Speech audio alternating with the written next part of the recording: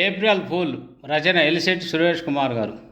బ్రతుకంతా ఫూలే ఈ ఏప్రిల్ పూలకటి, పసితనంలో ఆడిన ఆటల్లో ఒకటి ఏప్రిల్ ఫూల్. రబ్బరుపై బ్లేడుతో అక్షరాలు చెక్కి ఇంకులో ముంచి స్నేహితుల చొక్కాలపై వీపు బాగాన ముద్దరేసి సాధించిన విజయ గర్వం అదో ఆనందాల పర్వం. వచ్చిందంటే ఏప్రిల్ అయిపోయినట్టే పరీక్షలు, మధ్యలో ఓ 3 ఏళ్ళు మహమ్మారి దెబ్బతో జీవనానికే పరీక్ష.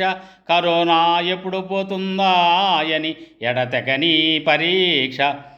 ఇప్పుడు వేసవి దెబ్బకి ముందే యుద్ధం దెబ్బ, ఒక పక్క ముందే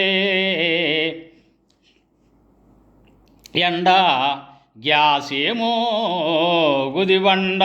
ఎప్పుడు యాగెనో సమరం, అందాక తప్పని తిప్పలు, పేదోడికే తిప్పలు. అదలా ఉంటే పెద్దోళ్లకు మార్చి ఎండింగ్ టెన్షన్. ఏప్రిల్ 1 నుంచి సరికొత్త ఆర్థిక సంవత్సరంపై అటెన్షన్. పూర్తి చేసి లాభ నష్టాల బేరీజు, కొనుగోళ్ళు అమ్మకాలు మళ్ళీ మొదలెట్టడం రివాజు.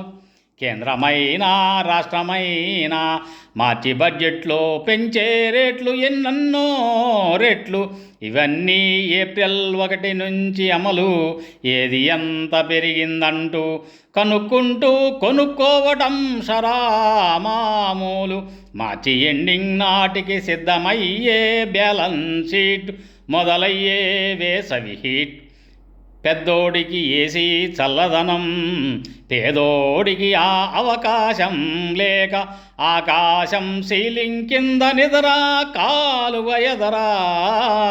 చుట్టూతనే పారేసిన చెత్త చీదర, చుక్కలనంటిన ధరలను తలుచుకుంటూ ఆ ధరలను పెంచిన సర్కారును అడ్డుకుంటూ తిట్టుకుంటూ చుక్కలు లెక్కెడుతూ రాత్రంతా కలత నిదుర చుట్లు.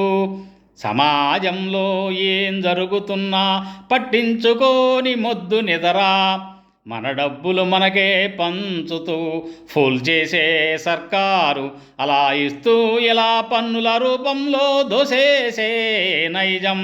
అదిగో ఆధునిక నైజం.